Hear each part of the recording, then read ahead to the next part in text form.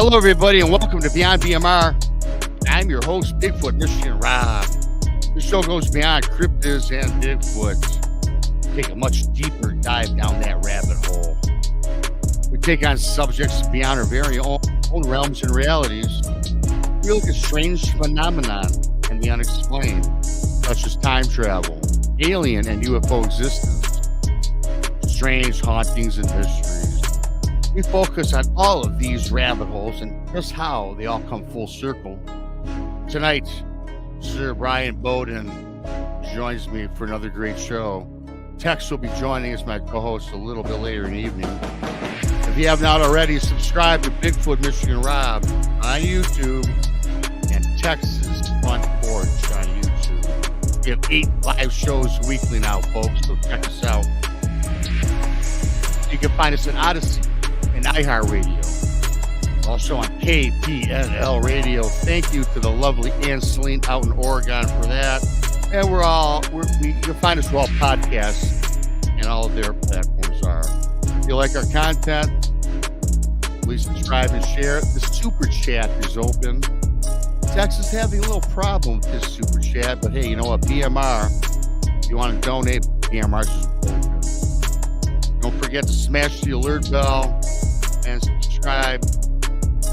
I'm going to cue down the music a little bit here, get rid of it, and bring up my great guest, Bryan Bowden. Bryan, how are you? It's good to be back. Thanks. Yeah, thanks for joining, man. And, it was funny. There's a couple of things that came to mind. I met you. I've known you for a little while. Right. When the first time you were on the show, you were on Brunch with Bigfoot Michigan Rob with me and Tex. And, I don't know about you, but I'm a big college football fan. And, Florida State, I'm not a fan of the Florida State Seminoles too much. I know you're now in Florida. Yep. But, their legendary coach was Brian Bowden. Then one day I was listening to you speak and you said your last name is Bowden. I said, my God, I'm saying this guy's name wrong. You're not actually. Oh, I'm not. No. So down south, it's pronounced Bowden. Like okay. Bobby Bowden. The coach. Yes. It's kind of weird when you're driving through Jacksonville area and you see your name like Bowden Street, Bowden Boulevard. And I think there is a relation somewhere down the line. Up north, it's Bowden. And I've always gone by Bowden or either or. I'll answer to anything at this point. So, well, I guess that's kind of good. I guess answering anything. I do appreciate you coming on, and sure. I do have to say, the last time you were on, it was great because we did we went to our little 5-minute break. You were in the chat, and you said, "Geez, oh Pete. BMR's only got 206 subscribers. You guys got to share this guy out and subscribe." Well, since then, I could probably say we're over 1,460 subarbers. And there you go. And I'm sure that you helped out with about 20 of them or so, and I'll take them as I can get them, my friend. I'll tell you what, anytime I can help out and help out promoting somebody, I always do it. I'm actually very honored. I know you through Dave Scott, the man who gave me the title of having 9 million podcasts. Oh, I know. I always got to throw that out there. I did that a little. It's all good. I actually this year, it's funny. I posted about I'm doing a new podcast that's coming up, a new show. Yeah. And it's a friend of mine. I've always wanted to get her on. She's like a sister. I've known her since I was a little kid, and she's a card reader. Okay. And not just a tarot card. It's really cool. She actually uses a plain deck of cards. And you think on that the question, boom, and you put them out in sequence. You tell her the sequence, and she'll tell you what's going on and more. But we're gonna, she's gonna give a little bit of that kind of look into what she sees in the cards. We're gonna try to get some people to with 3-card spread for a question, and we want audience participation. So we're gonna hopefully it'll be great. We'll get you on too because we can ask you how the hell you got into this. I'm always open for anything I can go on, and I see that my main man Tex has made it backstage. What I'm gonna do is pull up Tex. I'm gonna howdy Tex. Have a little banter with Tex, and then there's a couple things I wanted to get into. Sure. And then before we do that, I've got to bring up Tex. What's going on, Tex? What's going on, Brian? Not good. It's all good, living the dream, as they say in this nightmarish world. I always say, living the dream one nightmare at a time. Yes, sir. Yeah. That's a great way to put it, Tex. Got my paranormal shirt on for you guys. So I dig that. That's cool. Man, I like that. I like those shirts. Looks nice and silky against the skin. It's really soft. It's like that nylon thing. It's good. Yeah, well, being Florida weather, not where you are. Yeah, let's not even talk about Michigan other than my Wolverines. Yes. And my Lions. They're finally worth talking about in December, but this isn't a sports channel, which I'm gonna have to make a sports channel because I know half the people listen don't really give two bleeps about the NFL or college football. But if you do, go Lions and go Wolverines. I'm playing Texas TCU team New Year's Eve, and we're gonna have to have some sort of get together or party for that one. That's gonna be a hoot, as Tex would say.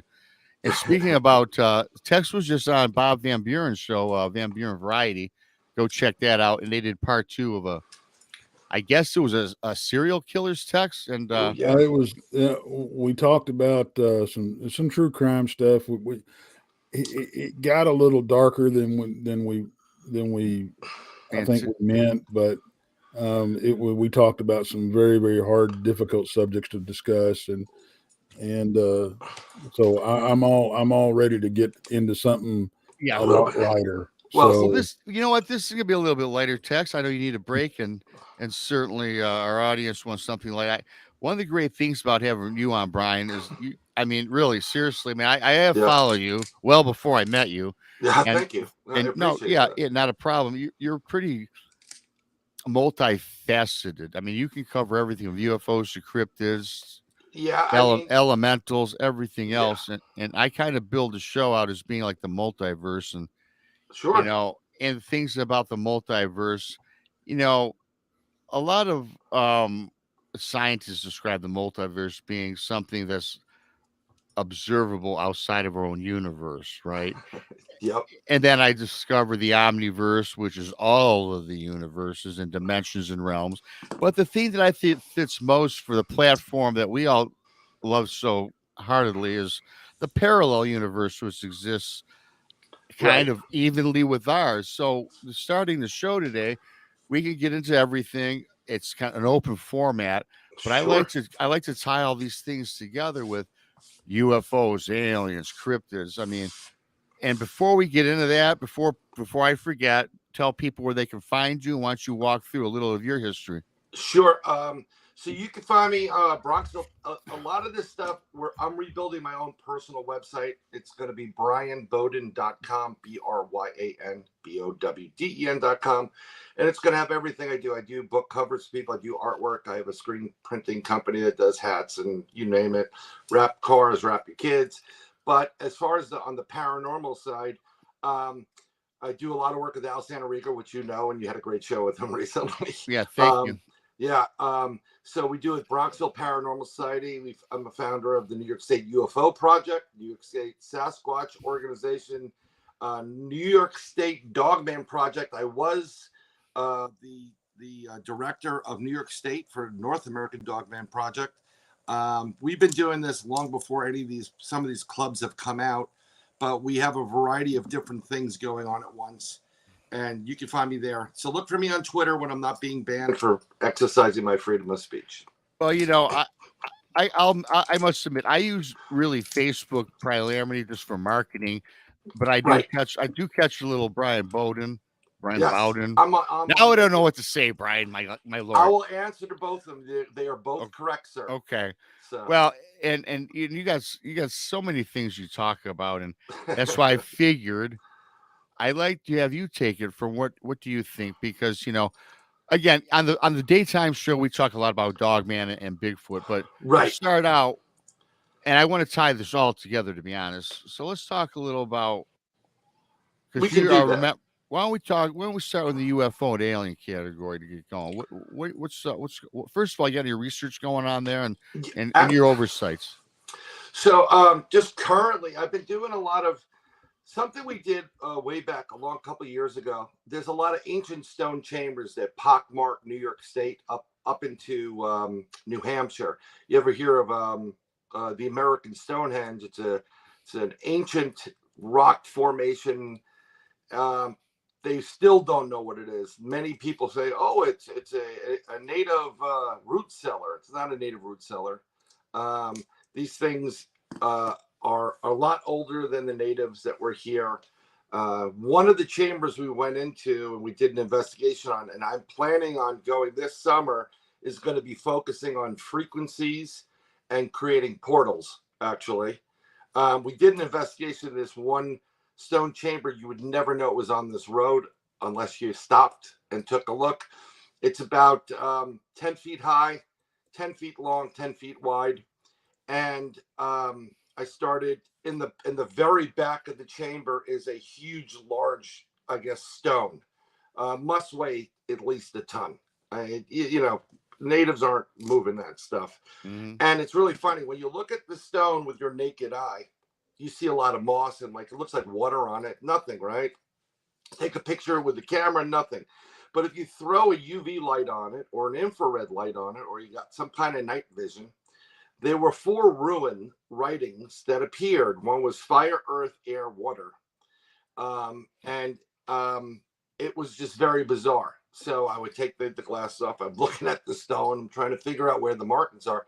For some reason, they would not appear in any other light but ultraviolet, infrared, or like a full spectrum.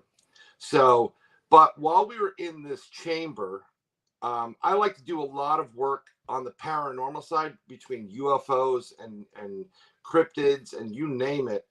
Something I've discovered a while ago is called sound, resonance, frequency, vibration. That is the key, the Rosetta Stone to all of this. No matter if you are, I hate the term ghost hunting because we're not shooting anything, ghost searching. You're looking for UFOs. You want to have a close encounter or an active encounter where you're asking these creatures to come in. This is where I came up with an active intelligence experience, AIE, which is a protocol I highly recommend people use for any one of these things, whether you want to go check out spirits, cryptids, even aliens. And you literally use your consciousness, your mind right here, the third eye, and you ask them, mentally, we're not here to hurt you. We don't want to be hurt. We just want to have an interaction and experience with you, mentally sending that out into the universe. And 9 out of 10 times, you are going to get a reaction. It could be just a burst. It could be a touch. It could be something very small. Or in one of the cases when we utilize this up in Pine Bush, New York, where over 115 people there, we actually pulled in a craft that hovered above our heads no more than 30 feet. That was bigger than a football field, had a center dome light on it. That white UV, the LED type of white where it's bright, but you kind of can still see it.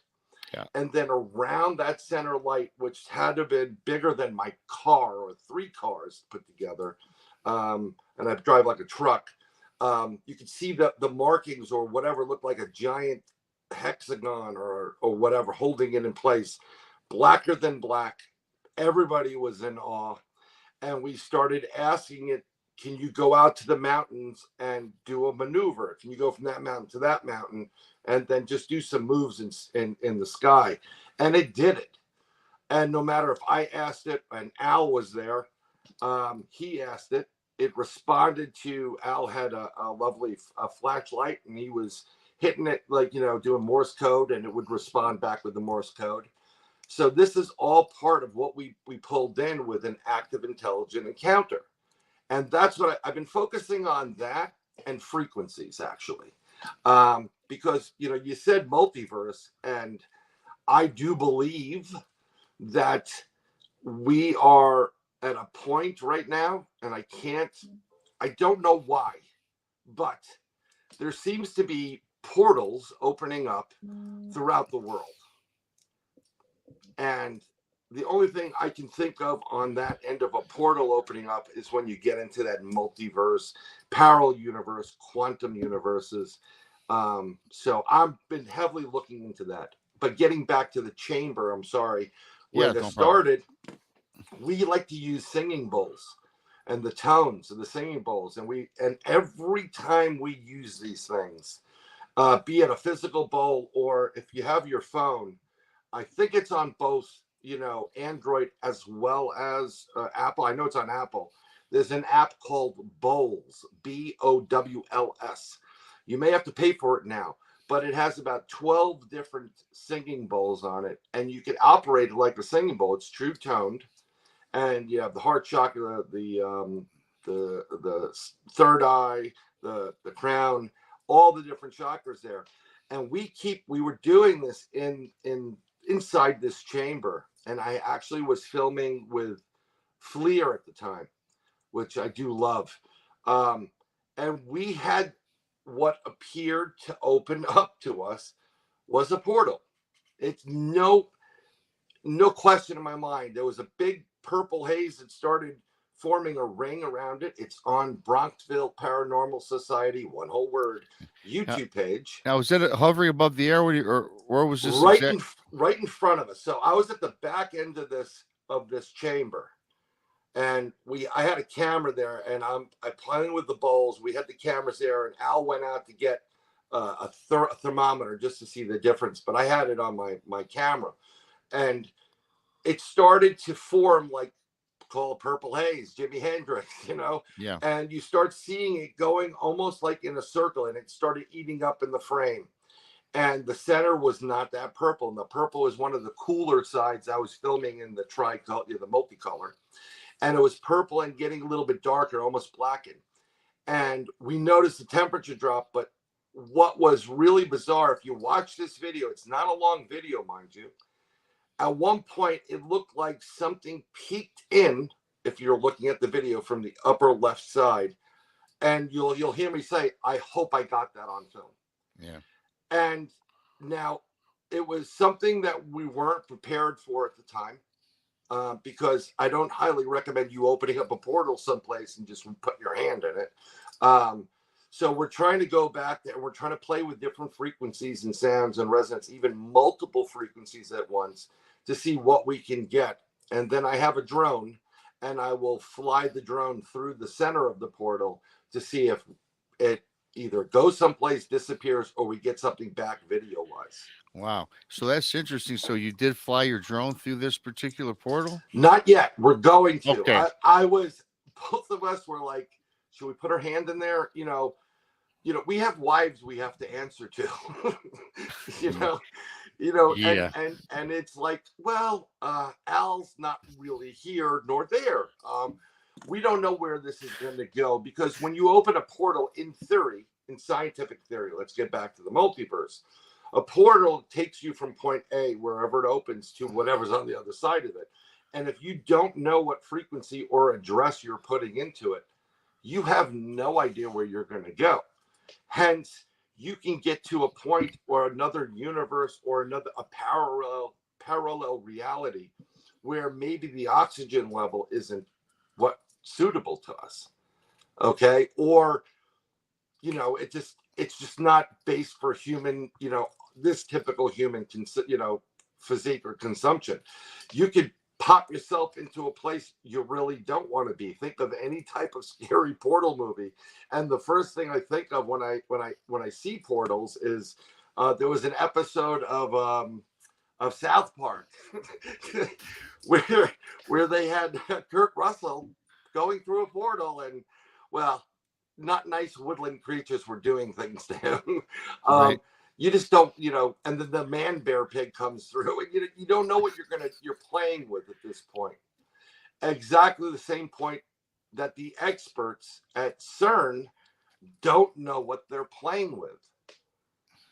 And I don't know if you guys, the Tex or BMR or anybody else on the show, noticed one of my recent posts on there was that there was a video that was caught above, just outside of where CERN was, You know, I think I saw that a UFO. It it's looked like not a a portal. UFO. It A looks portal. like it's a portal. It's a hole. You know, we've seen smoke rings before. I've seen those before. Now I know planes and some other aircraft can create a smoke ring, right? Yes. In the sky. This was at night, cars pulled over. I'm trying to get to a couple of people I know in Europe right now that could investigate this on behalf of me or help me out with it.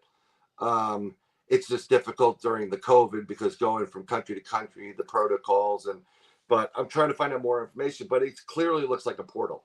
And this isn't the first time, because the first time they ran that machine, if you're not aware, a bunch of years ago, there was this utterly strange light. It looked like a northern light that went through the city. And then at one point, there was a spiral appeared. It literally was spiraling in the sky, and it kept getting bigger and bigger, like a portal, like you've heard it described on any type of science fiction movie or book. It was spiraling, and thing just opened up, and people were watching it for the longest time.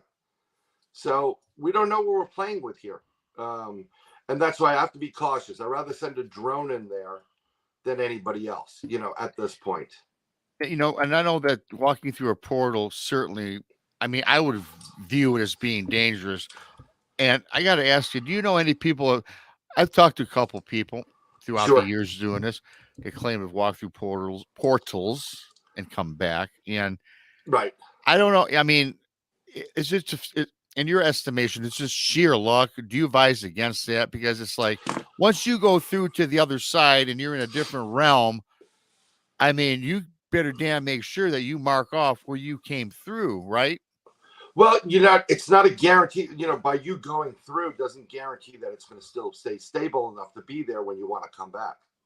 This is the problem with these portals. We don't know who initiated the portal. Did it just appear? Like, is it some kind of natural effect? There are certain places throughout the world. I forgot the place in Peru. There's actually, it's a rock with looks like a door in it, and the Peruvians have said over and over again throughout their history, their oral history, a portal opens up and people come out of the rock, and people go into the rock. So I think, it depends. If you really want to take that risk, Yeah. Well, no. I personally wouldn't. I think there are other means for us to explore this initially, but then again, it depends. It really does depend on the situation. I don't advise you going into a portal, but there are portals that we've gone through and have not been aware of. And I think everybody has experienced that to a certain degree. Yeah. Do you believe? Yeah. No, I got you 100%. I, for one, Brian, I'm not going to walk through a portal. I might think about it, and I know certainly you and Elle are not with families. But I have people.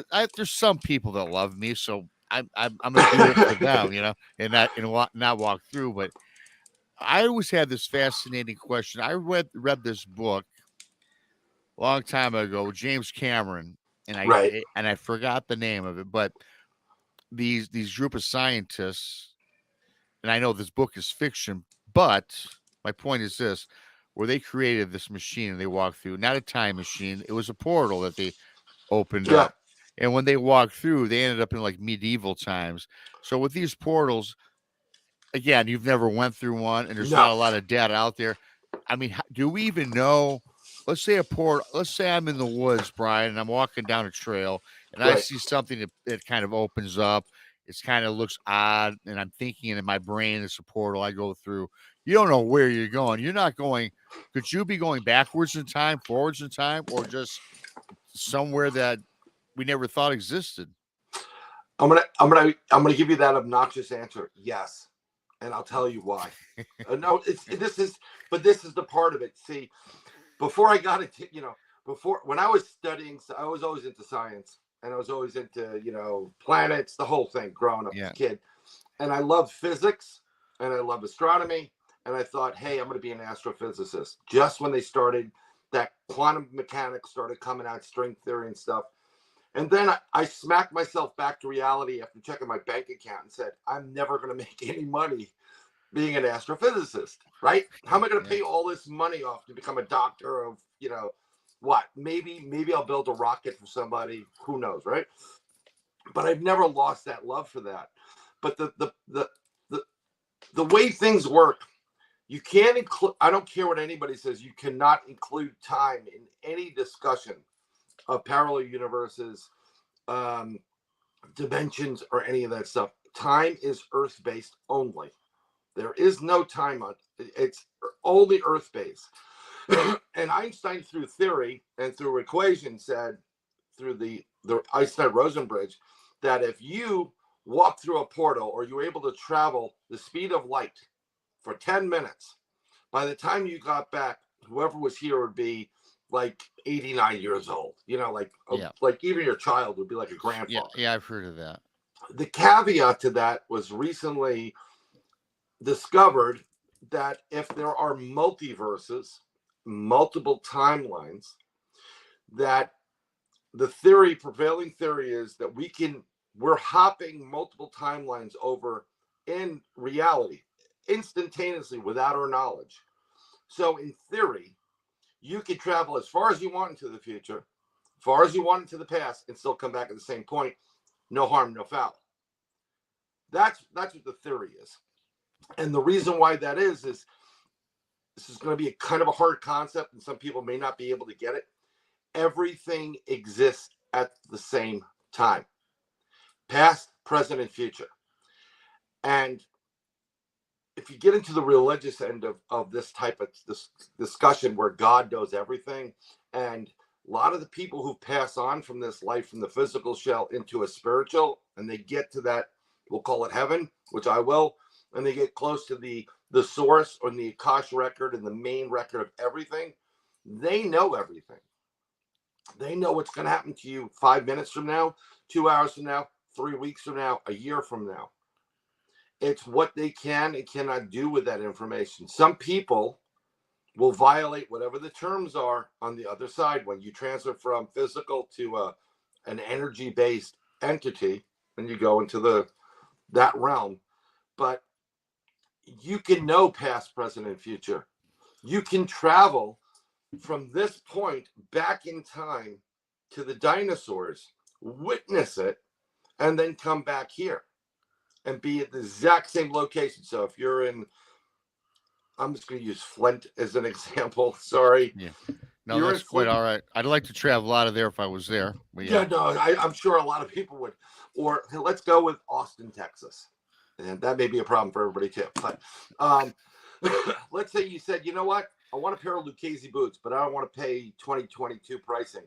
I want to go back to 1960 or whenever they first started.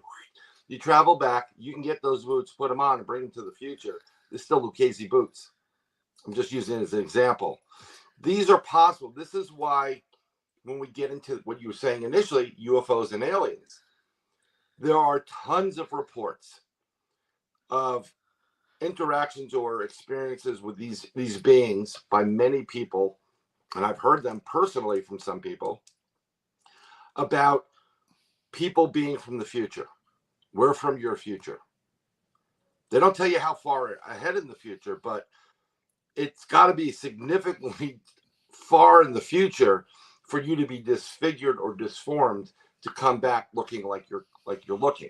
There's got to be a reason for it, But I can see that happening. I can see people from the past coming in. On the ghost side of things, there are people that have conversations and have interactions in certain locations with spirits that are knights, Roman soldiers, like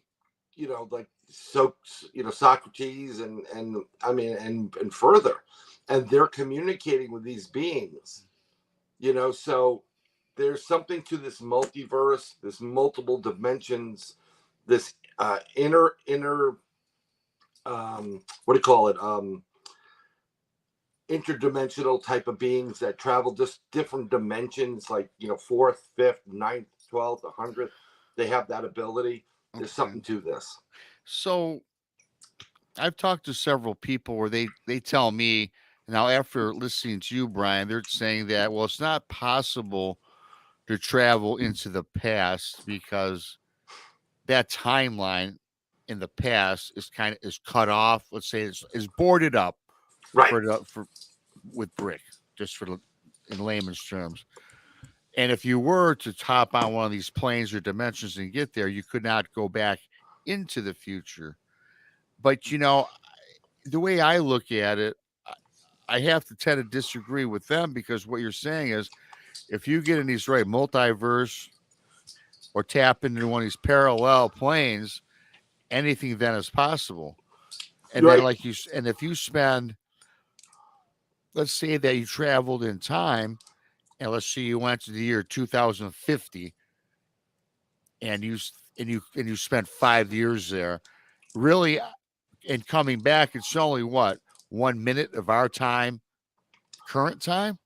You can come back literally the exact time you left, or you can come back 5 years from now and just say, yeah, I went on a trip. That's possible. You can go along with that timeline. You're just jumping back into a timeline where you would have been where you were, but knowing what was ahead. See, this is the problem with people telling you can't go in the past because they use the butterfly effect, right? So you go back in the past and you smush a blade of grass or you kill a butterfly, and the next thing you know, we're living under the Fifth Reich or something happens. We really don't know what would happen. That could possibly happen on timeline 697, but it doesn't necessarily mean that all the rest of them have the same timeline. You're talking about everything happening multiple times for infinity at once, and you're playing around with different things. And I'll give you an example of why I don't believe that person you were talking to is correct. I do a little thing. I've talked to Jessica briefly about it. I do remote viewing. Okay. And I've always questioned it. You can ask Al about it. He's the guy I go to, like, dude, this is what I saw. This is what's going on. And the more you use this ability, which everybody has, other abilities start opening. So most people have an empathic ability, like they just get a bad feeling. Someone walks by, you just kind of get the chills, whatever. Some people know how to use certain things, and then that breeds into other things. You start using it like a muscle, and you get. I have clear audio now, which I really hate, where I can actually hear things, people talking. I'm not crazy, mind you. It feels like you are crazy, but I've had conversation with people that aren't there. I can do it, and I've done readings for people. I don't always do it. I was told to do readings for people by several people who are trusted, gifted psychics. They said, you need to start doing readings. And I have done it where I'm actually communicating with their dead husband or daughter. And afterwards, I stop for a minute because the scientific side, that logical side we have, I'm like, what the hell just happened? So I start talking. I'll call up Al, and Al's my sanity. I can't tell this stuff to my wife. She'll kill me, It'll be used in the divorce, whatever. But so I gave a reading to somebody, and I'm not pouting, I'm not tapping myself in the shoulder. I have a 98% accuracy rate with what I do. And I've gotten that by getting the feedback back from everybody. And it still blows me away. I gave this guy a reading about his future, his career, where he was going to be and what was supposed to take place. Ever since they ramped up that damn CERN on July 5th, and I felt it going into it, things haven't been right. And I think what they did in that process, because there's a lot of talk, and I'm trying to get more information, multiple sources, they did something they never did before, and it scared the hell out of them. And I think what they did was, if we were on this timeline, they effed it up. And now we're on this one. And because everything that I've told him about has been off by 4 or 5 months. Everything. Something very strange about it. Once that experiment on the 5th was over, Did you notice, if you look it up, everybody retired, all these people quit their jobs in government in the UK, in Germany, in Italy, around the world. All these people just started automatically just, no, we're out, we're done. It's not, I don't believe we're on the same timeline. I think there's a lot of things that are similar, but I think we jump timelines. And that's why I'm saying that even though your person you were talking to says you can't because it's boarded up, you can't go back, you can go back. Do you want to go back? Do you want to go back to the spot where you change? Because there will be an effect if you do something in the past. Let's say you take the lottery numbers, and you win the lottery.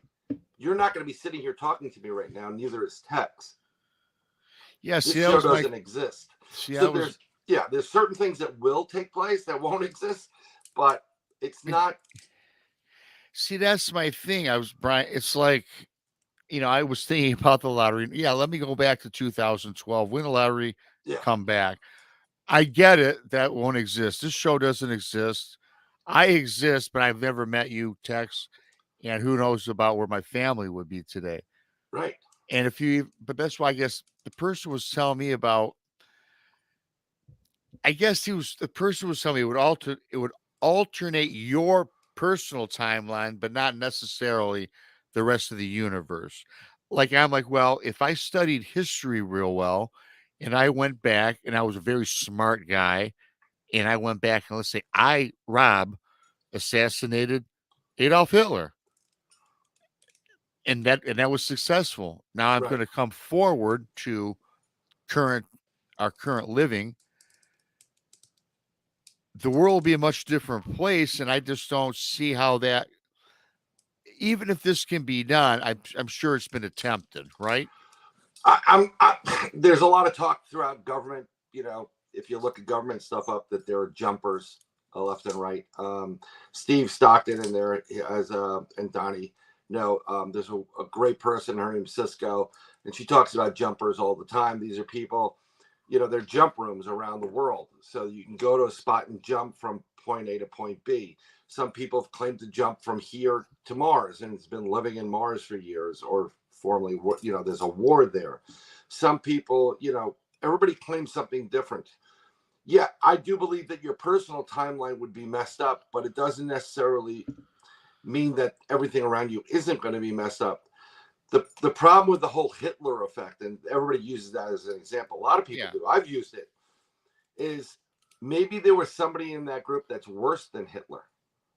Maybe there was somebody there that if you took him out, and there's talk through a couple of my army buddies, they said, like, I would have loved to have done it, but X, Y, and Z were there, and they were worse than he was, and they had their S together. I don't want to curse, but I got you. Their crap together. So you could have, you think you're doing a good thing, but in the end, you're really screwing up. So now you come back and everybody has their armbands up and has the little mustache, and like, why is everybody speaking German? Well, Hitler died, blah, blah, and you go back and look at the history, like, oh my God, what did I do? Yeah, you should have taken down John Smith, because if it weren't for John Smith, Hitler never would have done what he did. Right. Now, here's something that's very interesting, and it's going to get into your aliens and stuff. So there's a people may have heard about this. It's called the Project Looking Glass. And Project Looking Glass, and I think you guys have discussed it at a certain point, right? So, so basically, some of the things that we were able to acquire, the U.S., when retrieving all these alien technology and craft, was a couple of devices. There were 3 specific devices, and one of them, when put together, it was Looking Glass. You literally could look into the future, any timeline, and see what the outcome of that event would be. Not only could you look into it, but you could actually do analysis and say, well, what if this happens and we change this and this and this, change certain elements, and then see the results. And this is why there's a lot of talk about a guy that's been on YouTube all over the place talking about Looking Glass, and how there's a former president was very much aware of it, and that's why he was so up on he never was caught with his pants down. Let's make it easier. He always knew how to circumvent anything they were planning. And the only way you could do that is if technically you either have them mic'd or bugged, or you could see what they're going to do. And you can counteract all the moves and then work out each one in an instant. And, and then you have the timeline that you want. So we've been using a project Looking Glass. And one of the things that they mentioned, and like I just mentioned, which was, kind of interesting to hear, was that with Project Looking Glass, I mean, they're looking at almost every timeline, if not every timeline possible on event A. And they say if A happens with the current things, this will happen here, this will happen there. At one point, there's a point where these timelines apparently were going to converge, but they're all converging together. Like, you cannot stop it from happening. So basically the takeaway from their research is no matter what the good guys do or the bad guys do, the good guys, the people, are going to eventually get to a point where all the timelines on every timeline merge. We're going to know the truth about X, Y, and Z, and then we're going to start anew. We're going to figure it out, and all this crap that's bad is going to go away. We're going to get rid of it. So this is where that multiple timeline takes place. Past, present, future. And with these aliens using technology of this, it's no wonder why they would want to see or be at this planet for different events in time. And in my opinion, they're going back in time to do it. A lot of these, they tell you, a lot of these people who have been an experiencer, they've been abducted a few times, and they said, well, this large gray said, I'm from the future, and we're trying to help you prevent from going a certain path. This is why we're doing what we're doing. So if you're from the future and you're now in 2022, let's just say, or 2018 or 17, the ability to go backwards and forwards is really there. That's if you want to believe the creature. But why do they have any reasons to lie to you? Because they don't. They control you at this point. Yeah, it's again, Brian, thank you for joining Brian Bowden here on Beyond BMR. And it's just so perplexing. But at the same time, it's not. We got all these planes, all these multiverses, these universes. Right. So I'll only steer this a little bit, because I know a lot of the people out there want to hear a little bit about UFOs coming out of a portal or just coming out of the sky, right? And then all of a sudden, a Bigfoot appears. Are they on the same plane? Are they in the same level? Were they beamed down? Were they beamed up? Does any of this stuff coincide? Because on this show, what I like to do is tie all this stuff together. You start drawing a circle, and then it ends one where I see Tex left and came back, and Tex has been a little bit quiet there. I know he had a long day, and I know talking about what he talked about on the last show took a lot out of him. And I know Tex has got a lot of questions. Before we get into mine, Tex, you got anything you want to add to Brian? Well, I kind of wanted to backtrack a little bit and talk about the jumpers you mentioned. Yeah.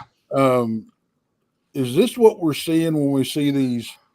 And I don't know how many of them are real, how many of them are fake, but these pictures that we see where somebody's holding a cell phone or something like that, is that what we're seeing? That's what you're seeing. Okay. You're seeing the lady in the Charlie Chaplin video holding walking like this. You saw the guy at the, I think it was the Gettysburg Address, if I'm correct. Yeah, something like that. Yeah. There's a guy standing there in clothing that doesn't fit anything.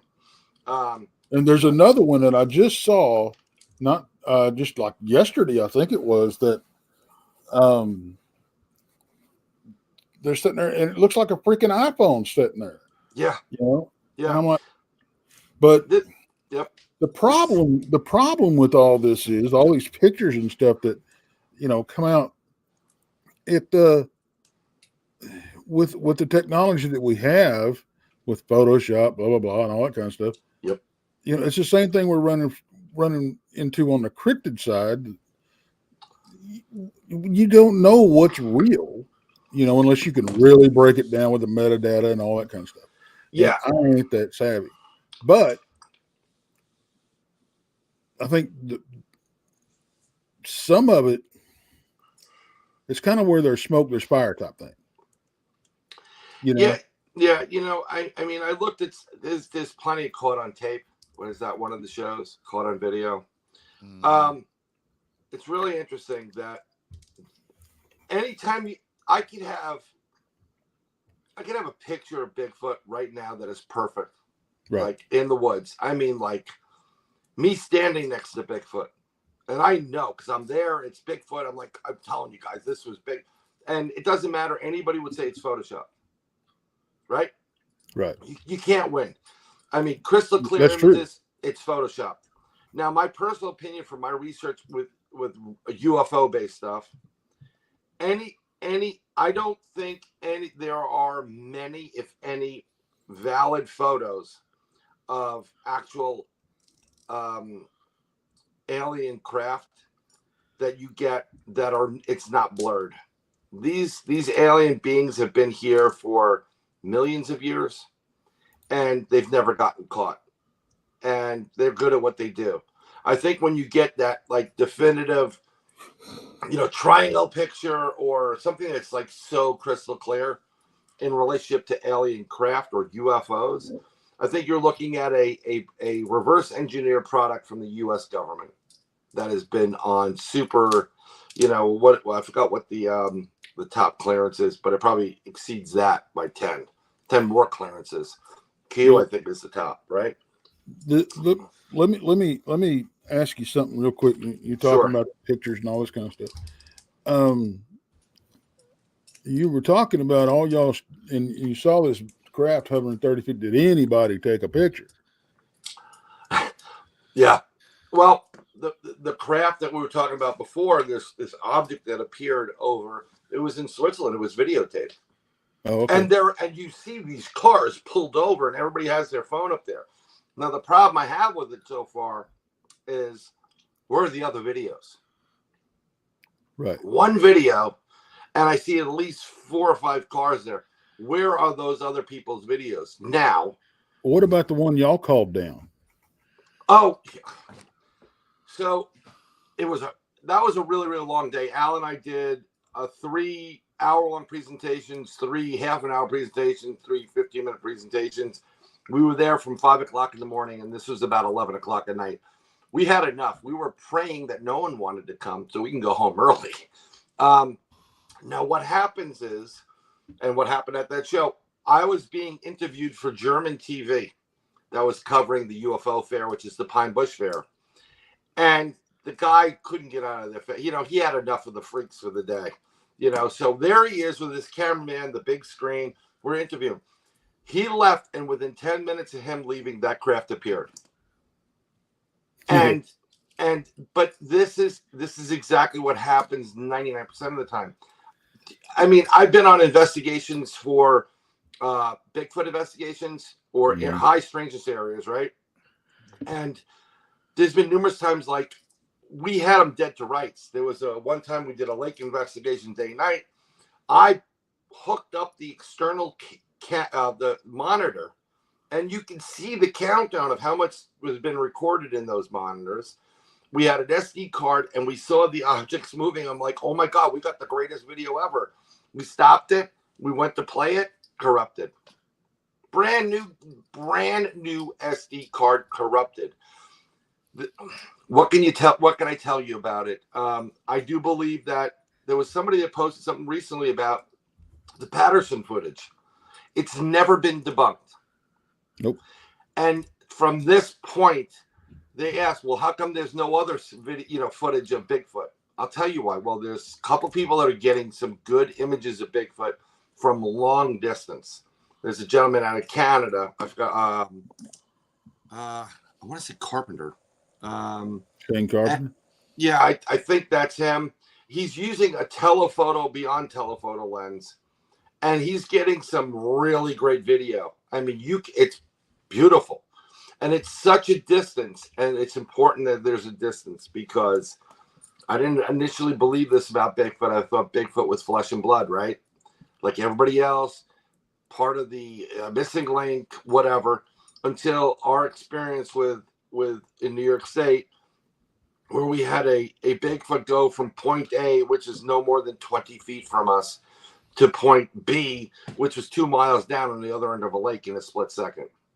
And the only it didn't run past us, it didn't fly. The only way it could have done it is if it was able to open a portal, step in, and come out where it wants, which led me to believe that these creatures are interdimensional. When they're here, they're physical.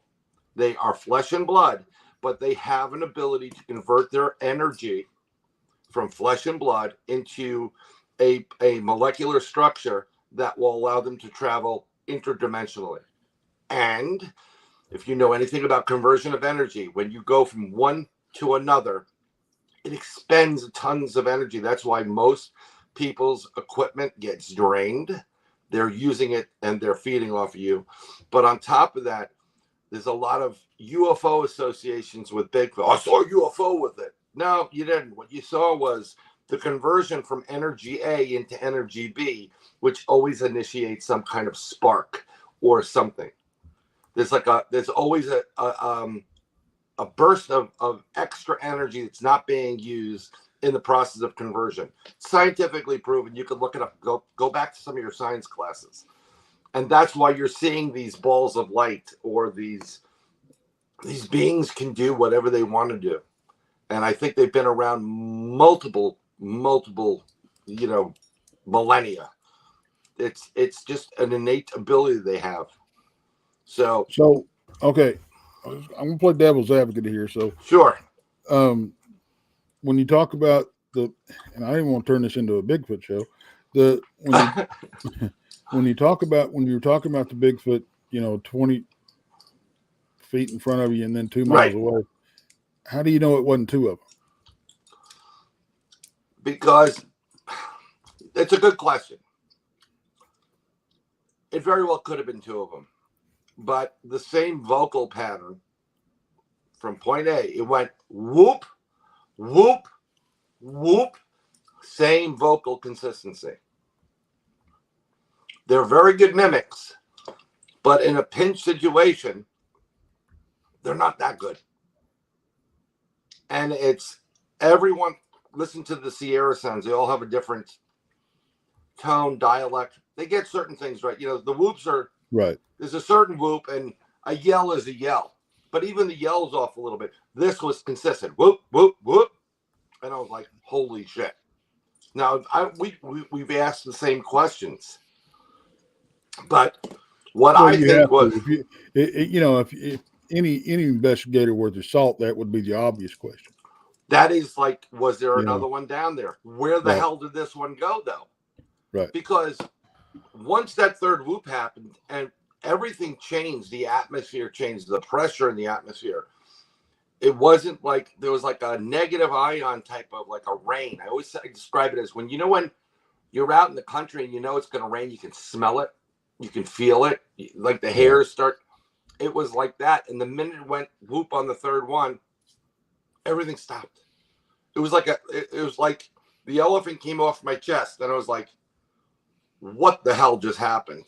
And then we didn't even miss a beat. We ran to the direction where it was the closest, which was no more than 20 feet from us. And I wish, pitch black woods. Ran up this little embankment. We have a 5 million candle watt power light. I have full spectrum, infrared, FLIR, all going, looking around, nothing except to the right of us. It's either the lake, we're in the way of any other passage, or a goat trail through the woods.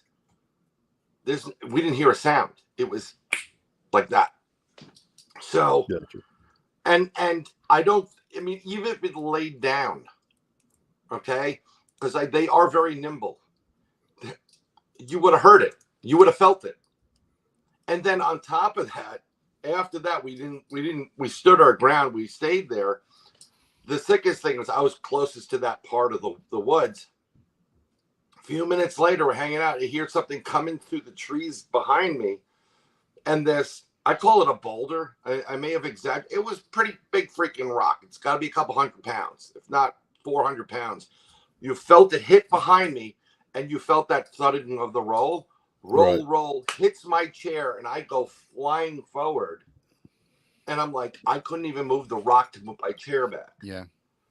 And that point, I mean, like, my whole gut was like, we didn't move. It did the whoops to let the other beings that were on the other side of the river, maybe 100 yards from us, say, there's 3 of them, whoop, whoop, whoop, take the long way home. I'm out of here. And he went out of here. And then when he came back, because we stayed there, he got pissed. And he was like, well, I don't want to hurt him, but, you know, F you guys. And he threw a rock at us. Because he could have killed me at any point in time. And then you fast forward months later when we go back there during the day and we find a den with creatures in it. And we're at a distance. We couldn't get it. It was in a swamp. We have images of it. I don't know. You know, I'm asking all these questions. We always, trust me, we try to debunk every situation. Well, maybe there was another one down there. Well, then where the hell did that one go? You know, you can't. So I'm with you. And I'll tell you the truth. This is why we put up raw footage, because I must have seen videos and photos 1,000 times, from the smallest screen to, I mean, we used 100-inch TV once. High def. I'm looking at the video and I'm like, where am I missing? What am I missing? Right. And it's kind of like when I never edit my own papers in school because I'll miss it. So it wasn't until someone, while Al was doing a radio show, went to our website and started looking through the images, which is what we want. We want you to get involved in it. Everybody listens. We put it up there. If we're wrong, tell us. We'll correct it. It's not about being right or wrong. It's about getting answers. Exactly. But this one guy circled it. Boom, boom. He circled what looked like a giant monkey in one image near where we were. Like the head of a, I mean, it looks like freaking Magilla gorilla, you know? And you got the conical head and everything. It's not even the new fad in the world of the cryptids is this blob crap. Pardon me, guys. It's junk. You know, there's no way 12 freaking dogmen are going to be hanging in a tree looking at you. It's not happening. That's like putting Tex and I in a fucking Yugo. We'll pick, you know? Yeah, you won't. Tex, Rob, and I in the Yugo. Let's go. Let's go, boys. I guarantee we won't be blobs. We would stand out, and you know, right. And so they caught it. Sorry. Yeah. No, it's okay. Great show. Bryan Bowden with us. Bigfoot, Mr. Rob, BeyondBMR, and Tex from Texas from Porsche, our flagship station. I did want to circle back because I just want, you were making mention, I think it was Sweden or Switzerland with that UFO. Right. And Tex had brought up a question that lead into another question about, you were talking about how there was just one photograph and you had made mention there was several cars along the road, yet there was only one video that was seen. Yeah. And I think you're going forward with that, explaining what you thought was going on there. Well, here's the thing, right? So if you have some guy and you're pulled on the side of the road and you can see 6 cars there, you know everybody has a phone on them, right? Everybody. Hell, my kids videotape everything.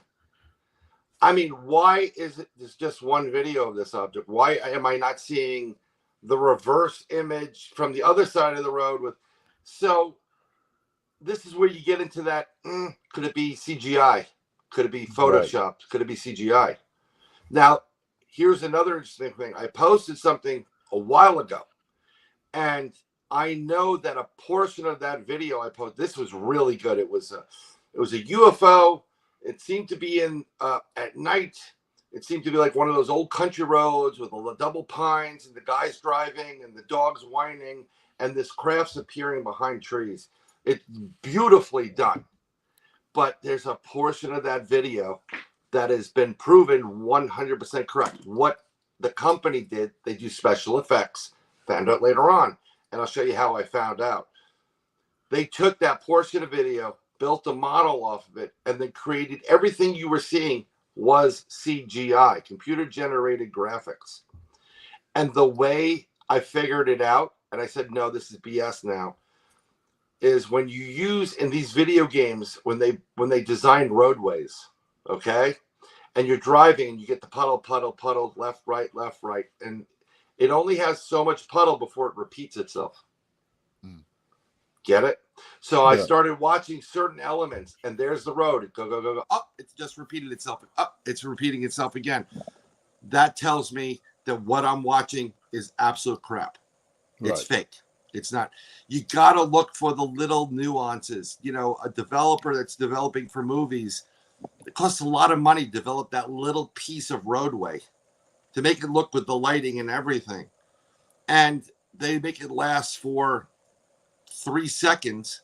But if you blend it in right and you just keep repeating it, most people are just going to, do you see that video? Because they're going to pay attention to something else. They're going to pay attention to the craft. But when I'm looking at the puddles in the car and the way, I knew it was CGI. It was fake. So I said, nope. But there was a portion of that because I looked that up months prior. There was a video of it, very, very small at night. And I said, okay, this is what these guys did. They took that little video, they used it as a basis, and they put this out, they threw it out there. And then eventually the company admitted to it because they were going to get heat. But, I mean, they did a great job. You would never have known. If you didn't know anything about how CGI works, you'd been like, dude, I just saw this UFO. It was crazy. You know? Wow, awesome. You know, we're coming up in an hour. We're going to sit here and take a 5-minute break for our sponsors, Brian. And what I'd like to do is come back and, you know, we're talking about multiverses, omniverses, parallel planes, talking a little UFO aliens. But, you know, Tex and I, a lot of our audience, we want to figure out how this comes full circle with everything, including cryptids. Wow. And we'll get back. We'll take a little 5-minute break. Check out Texas new break. Go ahead, Brian. I was just going to say something, and we went into this stuff, and I don't want to bring up anything from your previous show, Tex, but there was a murder of a couple of people at a university recently, 4 or 5 people, right? Mm-hmm. Yeah, well, you should look, if you're talking about serial killers, well, apparently that looked very familiar to a couple other, the feds are involved in it right now. Wow. Yeah. Well, maybe something else we'll take a look at when we get back. Bryan Bowden. I'm saying them both now, Brian. I'm sorry. We'll be back in 5. I know you're good, buddy.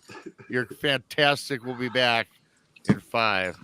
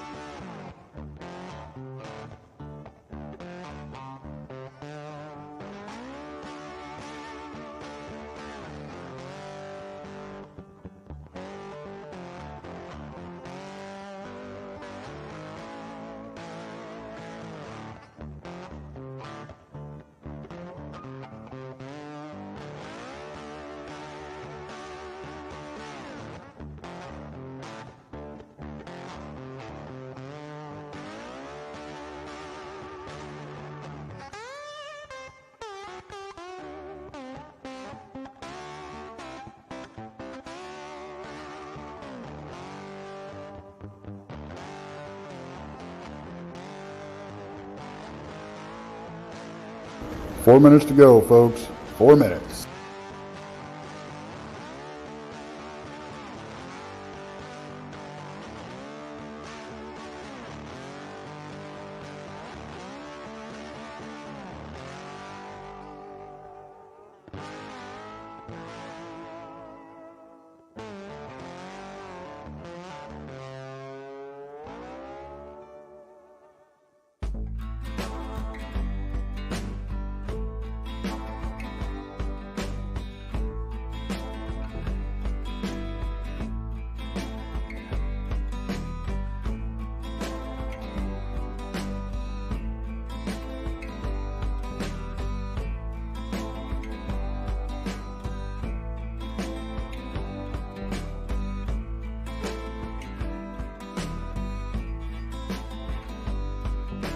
Three minutes. We're almost there.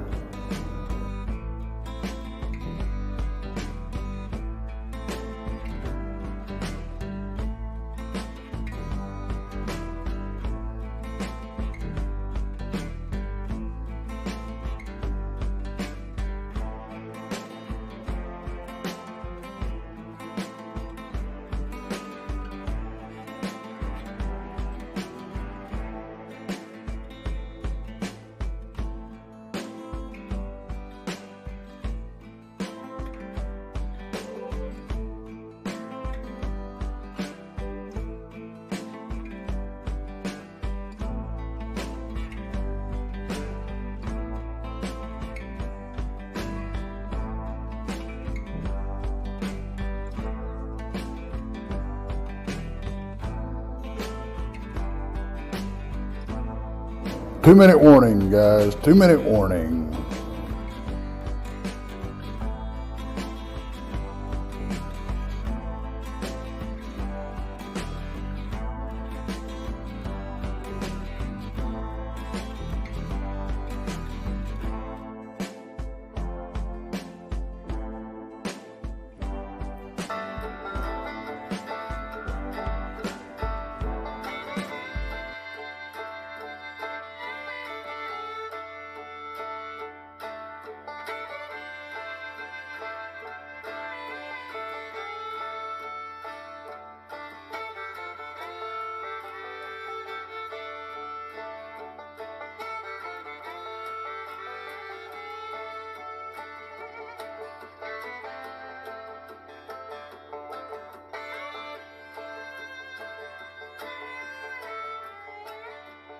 One minute. 1 minute.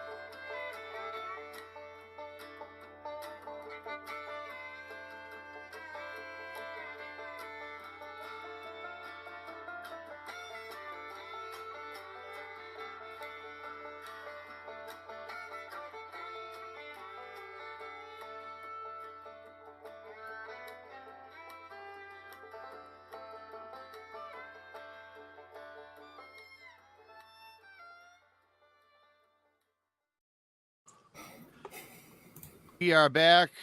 We're back. We are back. Beyond BMR, Bryan, Bowden. I see a lot of new faces in the crowd tonight. If Cool. if you haven't already subscribed to Texas Front Porch on YouTube, our flagship station, we have the 8 live shows each and every day for your pleasure. Bigfoot, Michigan Rob, please subscribe. Also, you got to check out Bryan M. Bowden. All his links are in the chat. And Bryan, as the show goes on, of course, we'll give you an opportunity to promote all of where we can find you as well. You know, for people out there listening, if you got Bryan's an investigator, a researcher, and the thing I love about you, Bryan, is you delve into everything. If there's a Bigfoot in my backyard or a dog man, I'm calling you. If I've got a UFO hovering 50 yards or 50 feet above my property, I'm calling you. If I got elementals, I got fairies, I got high strangeness going on, I'm calling you because you really do a good job. You've been doing this for how long, Bryan? Close to 45. Geez. Over that. I want to tell you my age. Yeah, no, I know you don't. I thought you were only 45. My God. Nah, you must have you started this in the past. I got a lot of gray in this thing going, and I gotta get it out because my little one was like, "You look old." I'm like, "Gee, thanks, honey." I gotta adjust for Bigfoot or something like that. Yeah, it's always been an interest for me, and the only reason why I didn't do it, any earlier than I did was I was a kid and I didn't have a car. There's just so much biking you can do in a neighborhood, But once I got a vehicle and a car, I would travel and I'd have experiences and I would go investigate things or talk to people. My other half hates me talking to people. I always talk to everybody. I think I think that's what's missing in this world. No one's talking to people. And it's really funny when you start talking to people who have never been talked to or considered, they actually appreciate that you're talking to them. And you get some really great stories and fun stories, and you get some real good information that you could use towards research. So I'm seeking answers to these questions. And if we can help people, I'm going to help them. There's one area I don't play around with, and that's anything demonic. I've been saying it long before Al said it. It's well above my pay grade. Yeah, but we do have people in place that will handle that. That's funny that you say that, Bryan, because last Thursday on Brunch with Bigfoot, my co-host Krista Tweedy from Blondes and Booze, also one of our newest additions to our team, Blondes and Booze and the Woo. You can see them on Thursdays and Fridays. And we were talking with Alan, said the same thing you just Yep. said. We got into. Where do you think you got it from? You got, we started asking Dell a little bit about demonology, because Krista is a demonologist herself, and that's the one thing that Al shied away from. But that's okay. It was a fabulous show, and I get it, because I tell you right now, ever since I started doing this, I kind of shy away from that too, because I want nothing to do with that. Look, life sucks to begin with. You throw a couple of demons in the mix. I bring a demon into your life. Yeah. I mean, I'm married already. I don't need no more demons. I'm joking. Thank you very much. I'll be here all week. The ex-wife still haunts me, and I've been divorced over 20 years now. But you know what it is? I've got little kids. I've got young kids. Yeah. And even though my other half is very gracious to let me do what I do, I have to have the responsibility of not bringing anything home with me. And we've said it before, and I'll say it again. Just because you go in the woods doesn't mean you're not taking something home with you. Think about that. When you go to that Halloween, hayride, you don't know what that energy of that event is attracting. And most of the time, it's not good. You may be taking something home. You may come back with that. Everything was going great, and all of a sudden we started fighting. Yeah. So, I mean, there's certain times where we always tell people, you got to sage up. You got to say some prayers. Protect yourself with the white golden bubble and light of God around you. And the problem in this world, and you got to have it going and coming. You got to say, look, nothing's coming with me. You stay the hell here. You're not invited, whatever. Because anything happens to me, I mean, it can endanger my whole entire family. I would never do that. Tex knows a little bit about me, quite a bit about me, and we always come up with this, and certain guests on the show. Ever since I started doing this really deeply and heavily, I truly believe I can manifest certain things. And in fact, I was talking to the lovely and talented Jessica Jones not too long ago. And she was telling me, even if you're watching, let's say, a Netflix documentary or something on television, and it has to do with demons, and all of a sudden they start, and on the feed on television, they start having these incantations. They start saying these things that are gibberish to us, but they mean things. And she was even saying, if you broadcast into your home, she doesn't care what media platform it's on, you could be inviting something in that you don't want. And I was telling her about, I used to go to all of these, what do you call it? Not secondhand shops, but they're, what's the word? There's shops that have all these older relics in them. Antique shops. Antique shops. Thank you, Tex. And I tell you what, you guys. I mean, I must admit here on live on the air that I love antiques, and I had a room at my first house where I set up for that. And even before I even had an encounter, a month or two after I bought, we had this room, me and the ex-wife, beautiful things. We got it from all over the United States and Michigan. And Bryan, Tex, everyone listening, a couple months after, strange things started happening. I started seeing shadows out of the corner of my eye, and I asked the wife at the time. She goes, I've been noticing things like that too. Our cats, I had 2 Siamese cats, very sharp. They love me. I even taught them how to fetch a ball like a dog, for God's sakes. Cool. They even started getting more, how cats are kind of frigidity anyways, or real, anxious. They even got a little weirder than normal. But I never thought of that until this is, like I said, 20 years ago. And now looking back in my time spent in these shops and watching certain programs, now for me, it kind of makes a lot of sense. Jessica's spot on. And I think Al's talked to her privately about stuff. Like sometimes I'm actually in the chat. I remote view, but there's certain places I don't remote view because you don't know what's going to be there to stop you from remote viewing.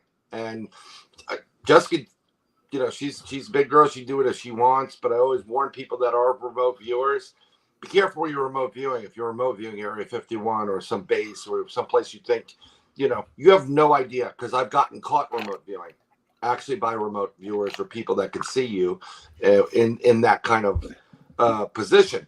But getting back to what you're saying, when you think it's TV, you think it's entertainment, but it's being broadcasted. Yeah. And it's reaching all these homes. And if it gets to the right home, don't think just because they put it on tape it ends. It doesn't. It continues. And that spirit may have been at that one point 2 months ago or 10 years ago. But if it starts hearing the same things again, it's right back where it wants to be. And it could be in multiple places at once, these entities. And all they need is that one person that had a really bad day. Or you didn't have a bad day, Rob, but Tex is sleeping over and he's like a long haul and just had a fight with somebody, and now it's going after him. This happens too much. This is why kids, I don't do Ouija boards. I don't do that Charlie crap, or they do a double pencil and they spin it. No, you don't know what, you wouldn't leave your front door open. Why the hell are you going to leave that door open? Right? I agree. And Tex hears me say this all the time. By the way, if Tex would be napping at my house if he drove 1,400 miles north to Yankee Land up here in southern Michigan, southern lower Michigan. Yeah. Who knows? But, you're talking about those objects. Look, I love history documents. I have a document here someplace I purchased. It's from 1879. No, 1579. It was a manuscript from some other manuscript. And I love the fact it's from 1579. Yeah. Okay. Yeah. But that, and it's still vellum, and it's still it's Portuguese and Spanish. And so I'm getting somebody to translate the whole thing. It's probably just like a recipe book, like, go out and get eggs, whatever. But there are certain objects, like I'll give you an example. My father, who I love to death, wasn't the luckiest guy on the planet, and he didn't have the most positive life to begin with. I was given his watch to wear, and I put the, let me put it on, it's my dad's, whatever. He had a Rolex, that he bought years ago.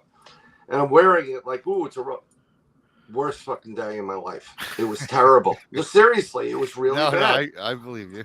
And then I took the watch off, and then, literally, when you take it off, you're like, yeah, no, I don't want that. Now, I have some collectibles. Like, I got into a fight with my other half when we moved down here. I don't want your parents' stuff in this house, and I don't want my parents' stuff in this house. They were in simpatico. They should never have been married. I don't want to bring that negativity that's in the wood or in a bowl or whatever. And if you don't believe it can transfer, it transfers all the time. So we have certain things, but they're going to be put away. And I told my kids know it already. Like, what my youngest goes, don't go near that. That's bad mojo. It's the truth, though. Yeah, right? Yeah, I guess so. I believe you, and I believe this, and again, since I've been doing this, and again, talking to Jessica since I've known her for a while now. Yeah. Now I'm on the page of this. I realize if I hang out with negative people, it seems like the next day, it's like all the good energy in my is sucked out of me, man. I wake up, I'm not even drinking.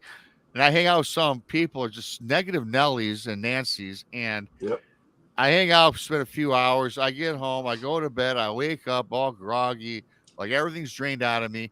And on the other side of that, Brian, is I could be talking to a bunch of people that are vibrant, full of positive vibes, and I get home the next morning, I got a smile on my face. Yep. I don't care how I make the coffee because it still tastes good, and it's just weird. No, it's energy. It's a fact. So you have these people out in the world called energy vampires. Right. And they suck the life out of you. And if anybody's been in, I'm going to use this and I'm going to get yelled at if she sees the show, but if you've ever been married, you know an energy vampire. And it goes both ways. It's not just the woman; it could be the man too. The one that's overbearing and whatever, and then they just suck the happiness out. And there was a certain time when my wife was not having a good point or whatever was bugging her, and it was snappy. And thank God for my little one, because she backed up exactly what I was saying. But you got to be aware of those energy vampires, and you got to, you know what? Everything's better when it's more positive. I put stuff out and I post it, and I've had people call me, oh, Chicken Little, or you know, you're whatever, you know, negative something, or negative waves. The truth and real information. The truth is not negative. It's not positive. It's the truth. If you're taking it as negative, then you're not looking at it as what it is. I try to disseminate through anything I do the truth, what I've discovered. I like speaking from my perspective. When I do presentations on UFOs, I've done many where I'm giving you my own video, multiple videos. I'm showing you from my perspective.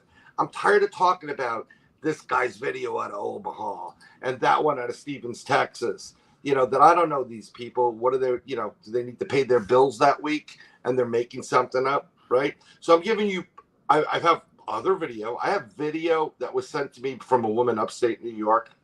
The property where she lives, she said, you need to get rid of these things and tell them to go away. She's got aliens on her property. This property is probably the next Skinwalker Ranch. That's how much energy is on this property. I have a video of this woman's tractor in front of her big barn. One of the tractors is parked there. It's at night. She has these little cameras all over. And I really wish I could share it. But if you look in the video behind, you can see like it's at a distance, probably 25 yards. And you can see something moving in the window of the tractor, right? The driver's seat. And then eventually comes out and peeks its head out. It's a freaking tall gray. It is a tall gray. And it's just looking. And it's looking right at the camera. Because it knows the camera's there. And that's it. But I'm supposed to tell these things to leave. They come as I have no control over this lady. So let me ask you a question, Bryan, because there some people out there that in fact one of them is on our team, Jason. He doesn't agree with aliens being aliens per se. Demons, right? Demonic. Oh, we're always going to get into that demon. I don't believe that they're demons personally. I actually believe, I mean, I'm going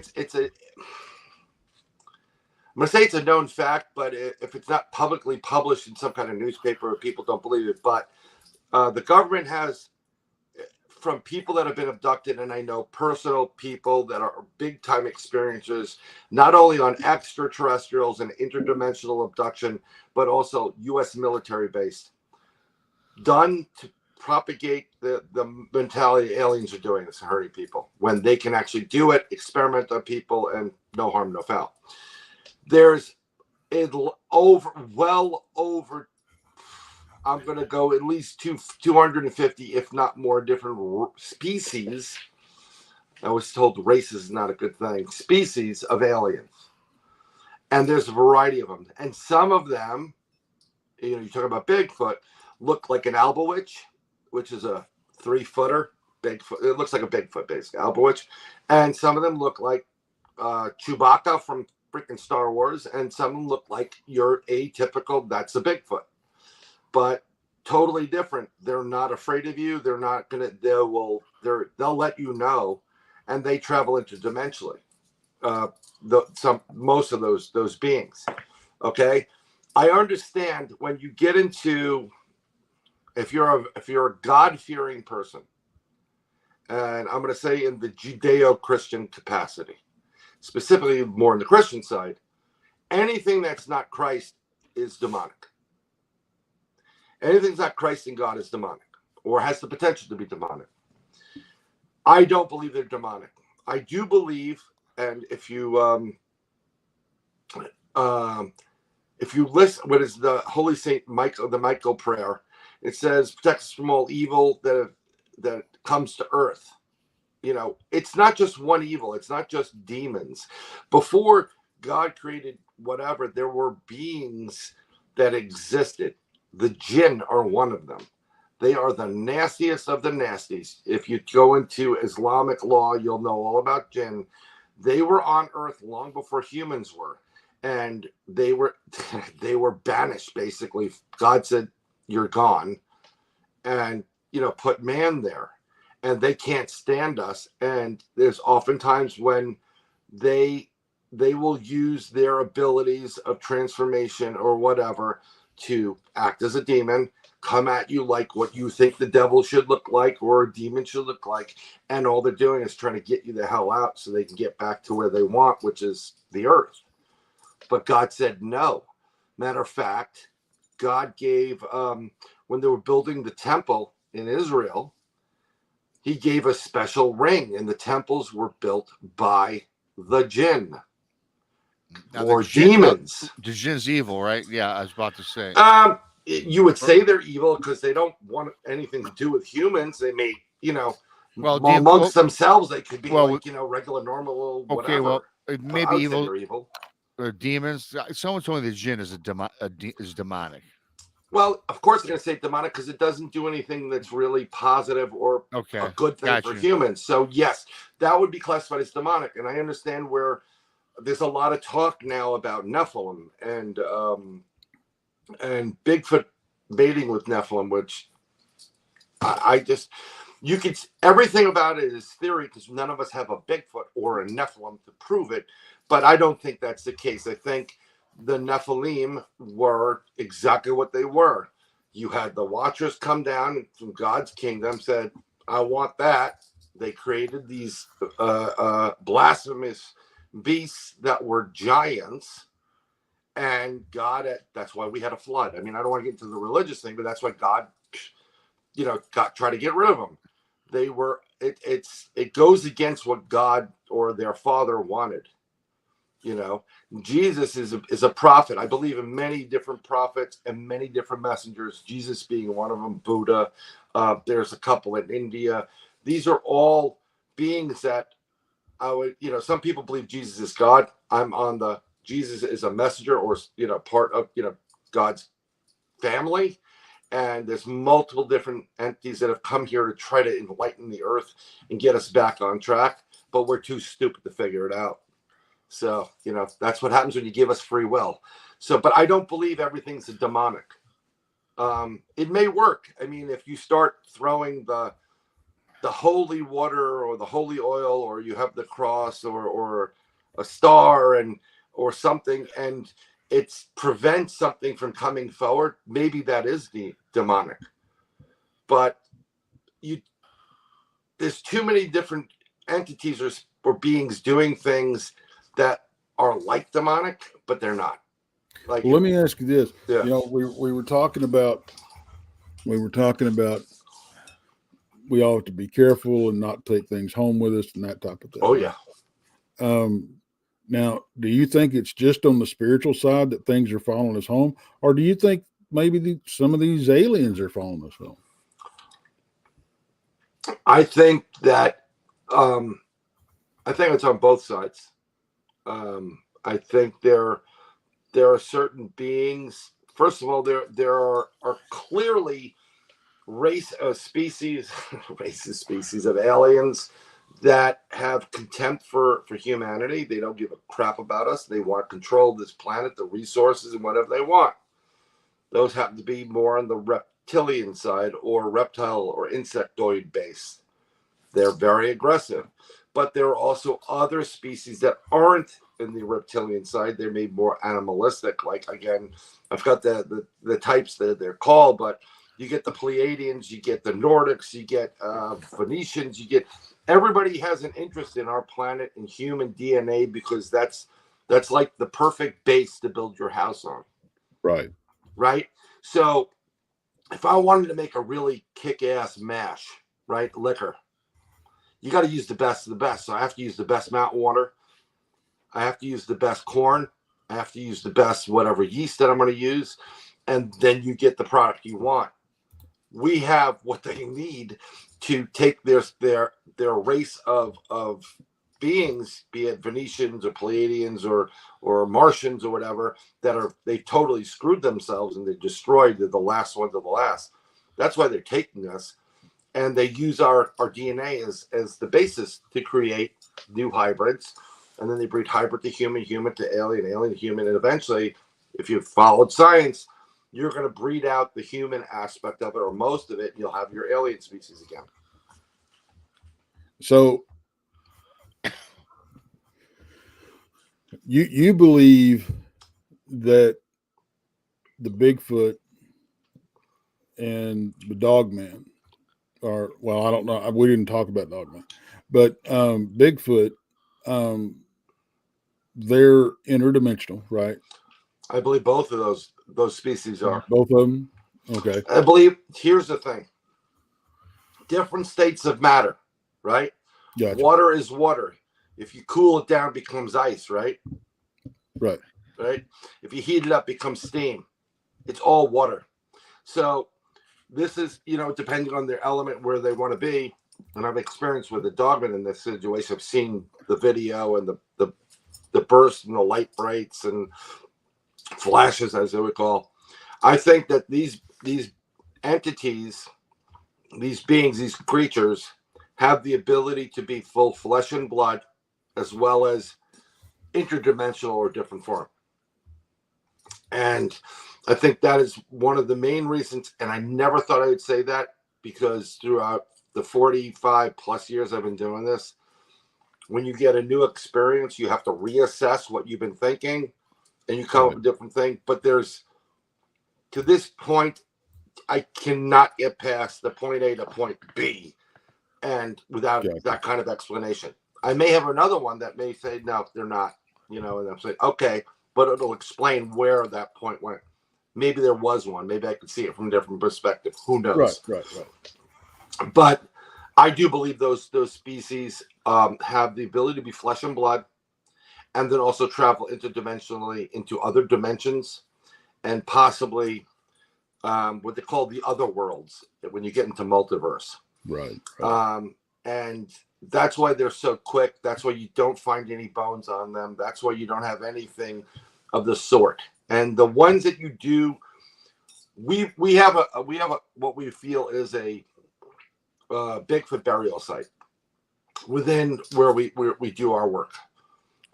And the only way to really see if it is just to start excavating. And I will not disgrace a grave of anybody for nothing. I'm not an archaeologist. And I know that every time we go there, Al and I, whether Al goes by himself, I go by myself, or together, I know we're watched. You just know when there's something else there. Yeah. And this is so off the beaten path that it's not just like, a poacher or any of that stuff. We're being watched by something big. And when we treat it with respect, and I think that if you get to a certain point, no matter if it's an accident or it was so old it didn't have enough energy or muster to manifest to get to a certain point, you're going to have bodies. And I believe that the Sasquatch, Bigfoot, take care of it just like humans would. There's often family pods that work. You'll see a mother and a baby, you'll get those images or glimpses, or like 3 of them or 4, and they kind of work together like a family. So I would be natural to assume that they're going to bury the ones that can't make it back to the other side.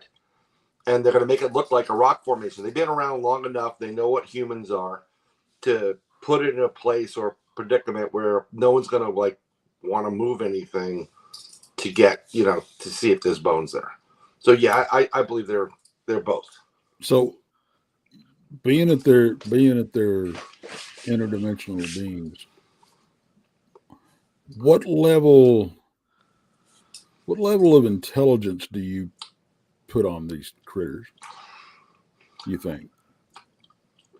Okay, so I have my own theory, but I think they're very intelligent. Actually, in relationship to the Dogman, I think they're very extremely intelligent. The dogmen are so freaking smart, but they know it. They know it and they're arrogant about it. See, there's a difference between intelligence and arrogance. This is where we get into a weird area. Bigfoot knows what it knows. This is where we get in a weird area. Yeah. Good to know. Well, this is my belief. I believe that the Bigfoot are very intelligent. They're very smart. And as you get more to the elder, it's not just about foraging for food. Right. They know what they are. They know where they've been, what they can do, what they're capable of. They're still curious, but they keep away from humans like us because throughout the time period when humans presented themselves on this planet, they've been a violent mess ever since. There's nothing good that comes from us. Right. I got to be honest. I'm not saying we're bad people. No, you're right. We're the locust on this planet. Yeah. Right. So this is the problem. Also, extraterrestrials know we have not evolved to get over the stupid things. Right. I mean, there was a guy that recently shot somebody because he dirtied up his I think it wasn't his sneakers. It was some other pettiness is not going to get anywhere. There are certain people that start vibrating at a higher frequency that like the masters do. And that's what I've tried to do. And you elevate your game. The little things don't bother you as much. You know, like right now, that third grade test you failed is meaningless, right? Right. Well, that's what you do when you're elevating. There's a lot of things. It's not important. What's important is this. That's not important. We'll get, whatever. I don't have the money for the bills. It's still not important. There are other things I have to worry about in life, These Bigfoot know that, and they're smart, and they do select individuals that I have not had the mind speak yet. I've not had the telepathy where you're communicating with these things without communicating, but I know it's possible because I've done it. I do it with my kids, and that's the best way to do it. I tell everybody in your audience right now, if you want to have some fun, play around with your kids, especially on a trip. I'm thinking a number between 1 and 10. And think of the number and say, okay, go. One shot. Don't think about it. Just give me a number. Guaranteed 9 out of 10 times. The first couple of times it's going to be tough. You'll be talking to your kids without even moving your mouth, and you'll have a conversation with them because we have the ability to do that. And we start opening up portions of our brain that have been sealed off through calcium. That's with the pineal gland. I always mess that up, right? The third eye. Right. And then if you take some iodine, you take iodine supplements that helps to decalcify it. But I do this all the time. I remember I used to sit on the back before I knew, when I was just being me, before I met Al, whatever. I was bored. So I'd sit on the back of a bus going from New York City to the Bronx to go back home. And I'd sit all the way in the back and I'd be bored. So I'll pick somebody with my, look at them and just say in my head, turn around, just say hi, turn around. Keep saying it, concentrating on that person. And eventually you get somebody that does one of these things and they turn around. They're all, or you'll get some people that turn around real quick they're onto it. It's an ability. Bigfoot has the ability. But Bigfoot knows how dangerous that we are. Even though he can destroy us in a heartbeat, he doesn't want to go through that crap. He has his own problems and his own family to take care of. Yeah. The dogman, on the other hand, that's like those old punks, those whippersnappers hanging out on the corner drinking beer. They know what they look like. They're very aggressive. I don't think they're the nicest people, entities in the block. I think they're really, we'll kill you if we want to kill you. And they love messing with people because they can't. This is from listen to all the dogman stories you want. Go back to Vic Cundiff, listen to the whole thing. It's always the same thing. They play around with you. They purposely play mind games with you. But when it gets real and they come across a human with a gun, what do they? Most of these people say, I don't know what I heard it in my head. Don't shoot that gun. Don't shoot it. It'll be the last thing you do. They know what'll mess them up. The only time they don't screw around with humans in all seriousness, well, besides if a whole military regiment comes in, is they respect, and you can check with natives about native indigenous people, Native Americans, whatever. They respect the long blade. Okay? Be it a sword, a saber, a hatchet. And I'll tell you why. And I tell everybody, don't bring that. Don't bring that gun unless you have a clip that's 400 rounds. Don't bring it, and you better have something to get the guy that's coming from behind, because they always go in pairs. They're never not in pairs someplace, unless they're super hungry or whatever. But they know that when you go hunting, and I don't hunt, but I know people that do. They hunt moose, and when you lock onto a moose and you shoot it through the chest, that skin in the front end of a moose, so many layers of skin on there. It's like it becomes like leather, and it becomes basically a bulletproof vest. Same thing on a dogman. All that stuff is up in the front, right? In order to kill a dogman, you got to either get it through the side or through the snout. Very difficult to do when you're crapping your pants because there's a 12-foot werewolf in the woods, right? So you're going to aim dead to heart, right? You're coming up against a biologic bulletproof vest, and those little holes are just poking the bear and pissing it off. But a dogman knows that if you take that machete and you slice it, you'll slice right through that thing like a knife through butter, and then it's really screwed. So that's why there was a great investigator. His name's Butch Witowski, and he was investigating upright canine cryptids. PA. He came across a native person who there was an encounter. He checked with the elders. They told him, "We know you have firearms. We know you're a police officer. Do not bring them. Bring a long sword. They will respect you with a long." And he brought it. He felt he had a side holster, on his ankle. He's a cop, but he said they respected that. I pulled it out, and it was like they backed away. They know. So that's what I think they're both very smart, but one chooses to fight, and the other one chooses to later. Well, I guess I'm all right since I carry a 15-inch buoy. Yeah. There you go. Before we move forward, I'd like to give a quick shout out to Lily Pond and Susie B. Thank you so much for your super stickers. Thank you so much. Nice. It's always good. Send them in. So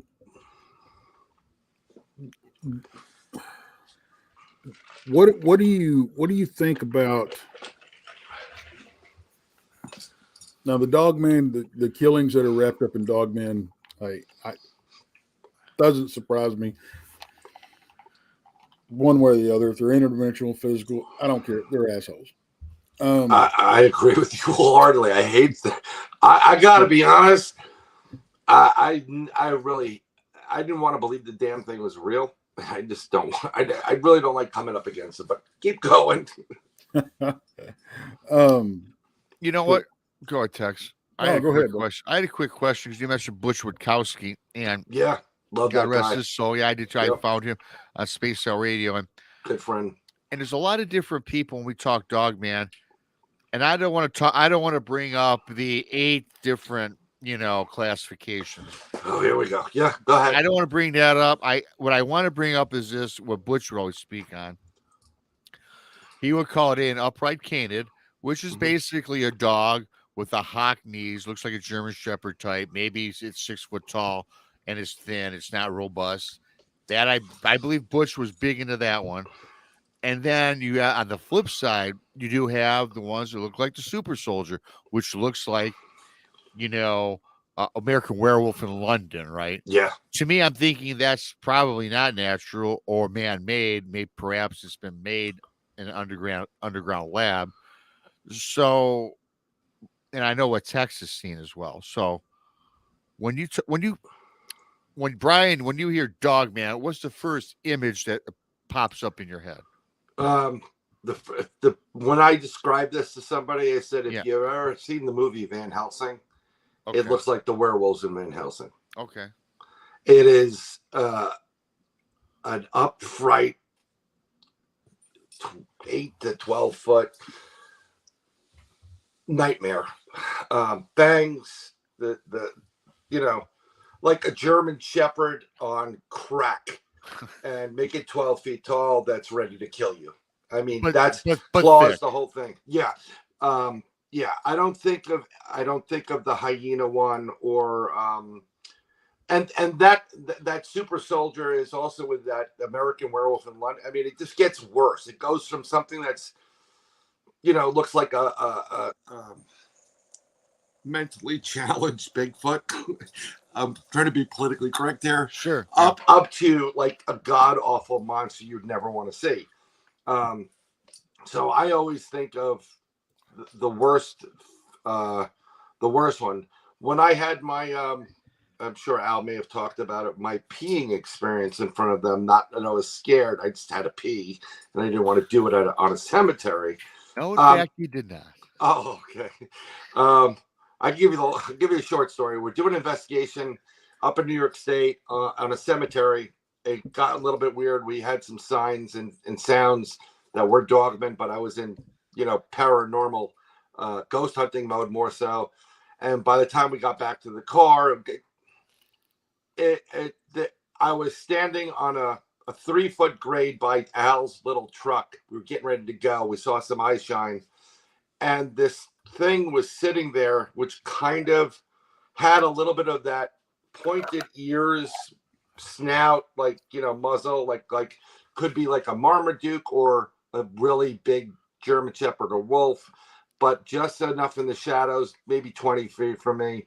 And I'm urinating while I'm putting my stuff in. And I was like, get in the car, Brian, get in the car. And this thing's looking at me. I know enough about dogs because I grew up with them and dog shows. And I knew that by me urinating in front of it, I was telling that very large thing sitting there on its haunches that I'm the boss. You're my bitch. That's basically what I was saying. Okay. And everything was fine until, and mind you, I don't have a firearm. I have a machete across my chest. I have one on my back, one on my side, and a knife. And it's all in view. Yeah. Wow. Yeah. Backup of a backup of a backup, right? And because we have bear, we've got big cat. Hey, I'm gonna defend my badass as much as I can. Feel comfortable, brother. Exactly. So, and Al, Al's there. It's like, get in the car. He's yelling, get in the damn car. I'm going to leave you here. I said, you're not going to leave me here. I got to pee. So I'm peeing. And then what happened was this thing, after a few minutes, I was like in Austin Power, whatever. It lowered itself like in one motion, and then it disappeared. And at that point, usually what happens on a paranormal basis for me or something weird I know is going to happen, I got the goose flesh. As soon as that came up and I could feel it in the back of me, I'm like, I got to go now. And I got in the car. He spun out and he took off. Here's the fun fact. I'm 6'1". Okay. Big boy. I'm standing on a 3-foot grade. When I'm looking at this creature that's standing, like sitting like no more than 20 feet away from me in the shadows, like right there. His snout was where my nose is. Okay, so this is about what, half a foot? So that means that this thing sitting down was almost 9 feet tall sitting. And it was wide enough that if it stood up, it would have been lanky, but it would have been big. Again, 6 foot on a 3-foot grade that I was standing on. And this thing is opposite me, probably the 8-foot mark right here by my nose. And if it got off its haunches and went up, I think at that point it would have been like, what are you going to say at that point? But right. I think I freaked it out because me doing pretty much dominating it in front of it, it was like, oh no, let me go figure what the hell, what's wrong with these? Something's wrong with this guy. And I think it went down to come around and take me out, actually. That's why I got in the car. And I watched the whole rear view mirror and nothing came out of that. It ended at that moment. And thankfully I have an eyewitness that was there who saw the whole thing. Yeah. So, but sorry about that. I didn't mean to interrupt. No, you don't interrupt anything, really. I mean, that's why we have you on, because I know you can go on and on. And sorry. That's why we're paying you the big bucks to sit down here and talk to you. Yeah, and I just know that the first time, for everybody listening, Bryan was on the show, the daytime show sometime back, and I think we went 2.5 hours, and I swear if we didn't put a pin in it, we could have went 5 or 6. And I knew tonight we're going up on 2 hours. And I know Tex is kind of back there. He had a long day. Tex has got these crazy hours. I can't wait for him to get back on his regular schedule. Tex. You and me both. I know, man. I know. I could talk to Bryan all night. You probably couldn't, only because of sleep. You got anything final for Bryan that's on the top of your head before we get ready to close it out? And again, he's trying to think. Oh, you talking to me? Talking to you. If you had one final thoughts, anything for Bryan? Well,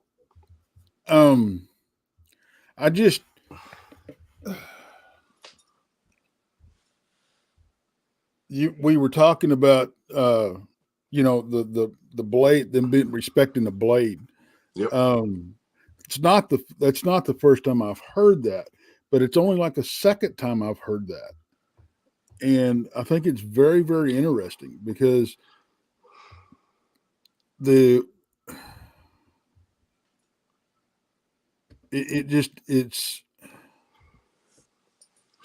have to wonder what the battles that has taken place in the past. Right. And because given the current society, everybody here it's about firearms.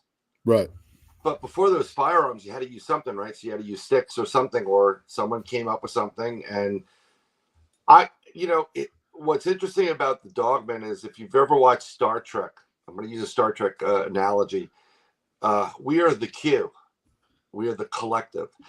It's very interesting how, and if you listen to some of these stories and see how they connect, that when one Dogman has an experience or two, it seems like the whole entire clan knows it.